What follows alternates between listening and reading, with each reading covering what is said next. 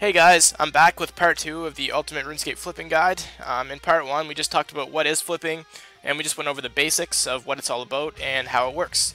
So now that we have a good idea of that, we can get into some more advanced stuff. And so in this part we're going to be discussing how to figure out which item to flip, and how to find your buy and sell prices so that you can actually figure out how much profits you're going to make and stuff like that. So first of all, what you're going to want to do is just pick out an item that you want to try flipping. It can be anything. I'd recommend something between the prices of 500 to 2K. It can be more or less though. It kind of depends on your budget at first. So in this video I'm going to be doing red dragon hides. So just go into your Grand Exchange and then hit buy and then search up the item. So red dragon hide. I'm just going to search that up right quick. Oops. Red dragon hide. There we go. So then, once that's up, you're just going to want to buy one of the item. Don't buy any more because this is just a test right now. So the quantity is 1, and what you're going to want to do is drive the price way up because you want to ensure that you get the item.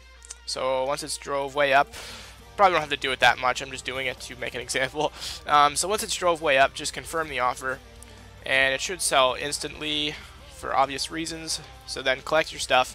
And then as soon as you get it, sell it right back. And then you're going to do the same thing except drive the price way down. Now you may be wondering why we're doing this, and the reason for that is we're trying to find the price margin.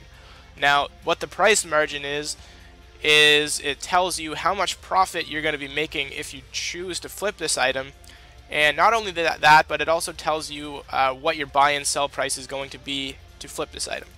So collect your money, and so once that's done, you can go into your Grand Exchange history. There we go. And so now you're going to see your history, and you can see that we bought one red dragon hide for 3,547 GPs, and then right after that we sold it back for 3,380.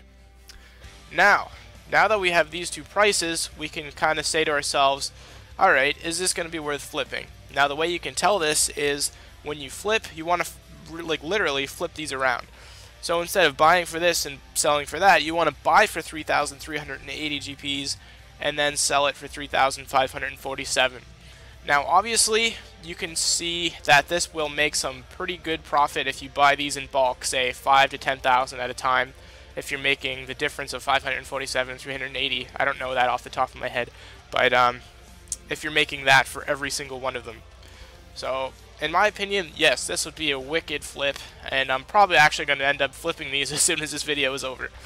Oh yeah, one thing I also wanted to talk about is undercutting.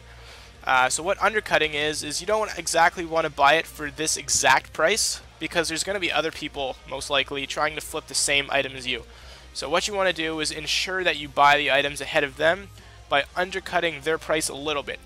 So for example, don't just buy it for 3,380 GPs. I would recommend buying it for a couple GPs over to ensure that you get the item over other people. So in this case, I would probably buy it for about 3,380, probably 84 GPs would be okay. Same thing when you're selling it afterwards. Don't just sell it for 3,547. Probably drive that down a couple GPs just to make sure. So probably make it down to 3,500 and say 42, something like that. So it's going to reduce your price margin a little bit, but in the end it's going to be worth it because it's probably going to speed up the process a little bit. So yeah, so now we have the item that we're going to flip, guys. You know how to do that, and now we know how to find the price margin. We know how to find the price that we're going to buy it and sell it for. So that concludes part 2. It was that easy. Flipping really isn't that hard, guys. We're already 2 of 3 parts of the way through.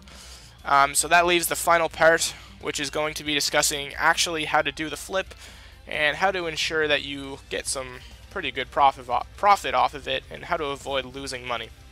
So make sure you watch part 3, guys, and thanks for watching, and peace out.